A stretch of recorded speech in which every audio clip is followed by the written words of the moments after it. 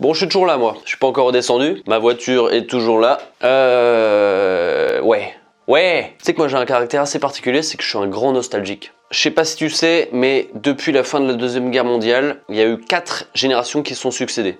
Tout d'abord, les baby boomers, donc ils sont nés juste après la guerre. Ensuite, la génération X, donc la génération post-baby boomer et qui va jusqu'à la fin des années 70. La génération Y, qui va donc environ de 1980 à, on va dire, la moitié des années 90. Donc qui est née, qui a grandi avec l'avènement de l'informatique, et la génération Z, donc depuis la fin des années 90 à maintenant, qui est née et a grandi avec Internet. Donc moi je suis né en 1988, je fais donc partie de la génération Y, que j'appelle aussi la génération Club Dorothée. Alors le Club Dorothée, même si t'es né il y a peu de temps, tu connais sûrement un petit peu. C'était une émission qui passait pas mal de dessins animés et qui a contribué à populariser les mangas, enfin plutôt les animés de manga en France. Donc parmi ces animes, on avait Dragon Ball qui était un peu le chef de file, Ranma 1/2, Les Chevaliers du Zodiaque, aussi appelé Saint Seiya en version originale. Donc tu vois, il y avait une belle palette d'animes qui sont arrivés tout droit du Japon. Et moi c'est comme ça que je suis un petit peu tombé dans les mangas et dans l'univers du Japon sans être un grand fan. Mais bon, c'est un univers auquel je me suis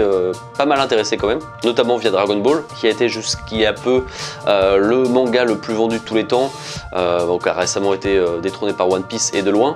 Et donc, comme je te disais, je me rappelle plus exactement des dates, mais je crois que le Club Dorothée, ça arrivé à la fin des années 80, je dirais 87, 88 par là. Donc quand je suis né en gros, ça a dû s'arrêter en 97 il me semble. Et si c'est arrêté, c'est politique. C'est à l'époque Ségolène Royal qui avait lancé une campagne ultra offensive contre ces mangas, notamment contre Dragon Ball qu'elle jugeait ultra violent. Donc la victoire trébuchante de Ségolène Royal et de ses partisans a sonné donc en 97 lorsque le Club Dorothée s'est arrêté et donc il a laissé tout un tas d'orphelins de cette génération Y dont je te parlais. Alors c'est vrai qu'on peut dire que Dragon Ball c'était un petit peu violent. Après de là à dire que c'est mauvais pour le développement des enfants et des ados, je sais pas si ça a été prouvé, mais une chose est sûre, c'est qu'il y avait tout un tas de psychologues et de psychiatres qui étaient d'accord avec elle. Ma petite déception, comme celle de nombreux d'entre nous, d'entre vous, d'entre toi peut-être, c'est que c'était quand même un vecteur qui permettait de lier la France à une autre culture, à la culture japonaise, qui a permis d'emmener les mangas en France. En plus de ça, il y a énormément de jeunes qui sont intéressés à l'apprentissage du japonais. Donc tu vois, c'est la première critique que je ferai.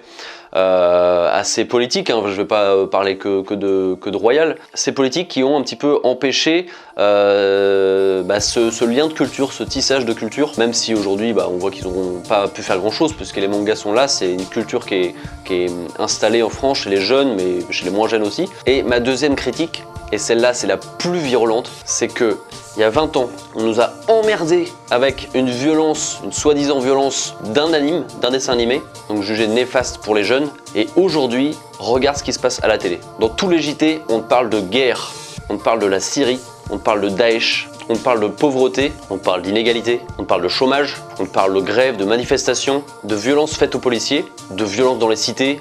On te parle que de violence. Franchement, analyse, décortique un journal de télé sur n'importe quelle chaîne, on te parle à 70-80% de violence. Et ça, les jeunes, ils en prennent plein la gueule tous les jours. Plein les yeux, donc plein le cerveau. Donc il faudrait quand même noter un petit peu l'hypocrisie de certains politiques. Et attention, c'est pas fini, le level au-dessus, depuis bientôt plus de 15 ans.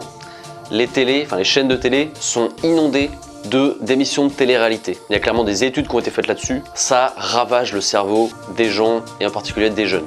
Et tu vois que ça continue, que ça ne s'arrête pas. Donc ce que je dénonce ici, c'est non pas les journaux télé ou la télé-réalité en soi, c'est l'hypocrisie des politiques. Parce qu'à l'époque, il y a 20 ans, on disait que les jeunes, en regardant quelques dessins animés, allaient devenir des monstres, des individus violents.